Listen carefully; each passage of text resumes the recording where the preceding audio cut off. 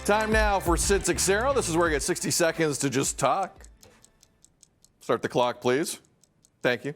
There are moments in life when you just know it's over. Like when your significant other wants to go on separate vacations. It's over. When your swipe card doesn't work at the office. It's over.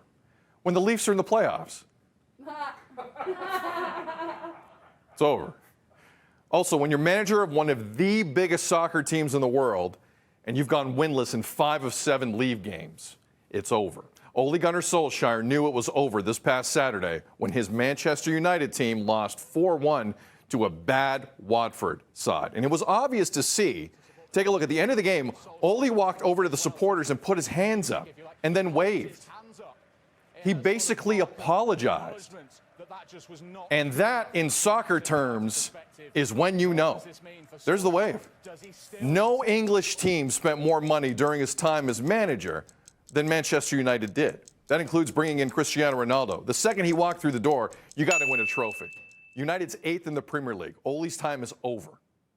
Time to move on. Donovan Bennett of Sportsnet joining us, an unabashed Manchester United supporter. I don't understand why he roots for this team, but he does. Donovan, great to see you. Was this the right decision? When the bell rings, your time is over. Like, you're supposed to stop talking then. Well, I make the rules. I make the rules.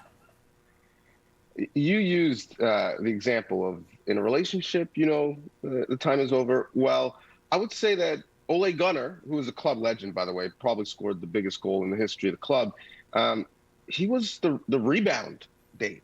They had a terrible relationship with Jose Mourinho. Yes, they after did. A terrible relationship with David Moyes and Louis van Gaal. And so he was just the friends with benefits, someone to make you feel good, someone to get that pep back in your step, if you will. It's not his fault that they let him stick around for 3 years. And so everyone knows at work, you're working with someone who got a job they shouldn't have got, they're terrible in the role. You're not mad at them, you're mad at the manager. Why did you put this person in a position that's not good for them, not good for me? So I blame the leadership. People were screaming Ole out. I'm screaming Glazers out.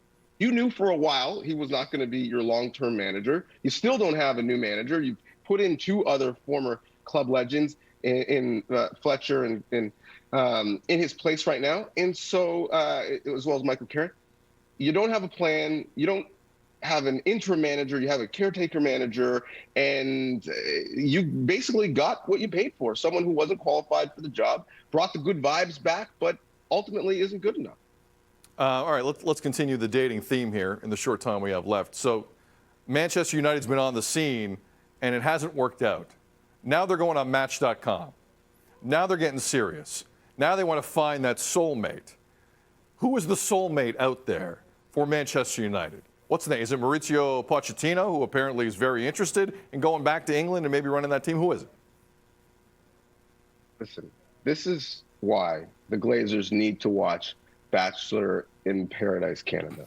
Because when you come in late and people are already coupled up, you can't go in too hard. You have to play your position. Let the field come to you. So Pochettino is the correct answer. But you can't be throwing out, date cards too quickly before you survey the lay of the land. He's on a great contract with 3 of the best 5 attacking players in the world. I think it's Pochettino, but you're going to have to wait for things to go sour in Paris before you can make that play. It's true. Man U's coming in like with 3 episodes left in Bachelor in Paradise, and it's going to be rough. Donovan Bennett, Sportsnet. Appreciate you. Thank you, sir. Thank you. Manchester United, big game this week against Villarreal in Spain. It's going to be huge.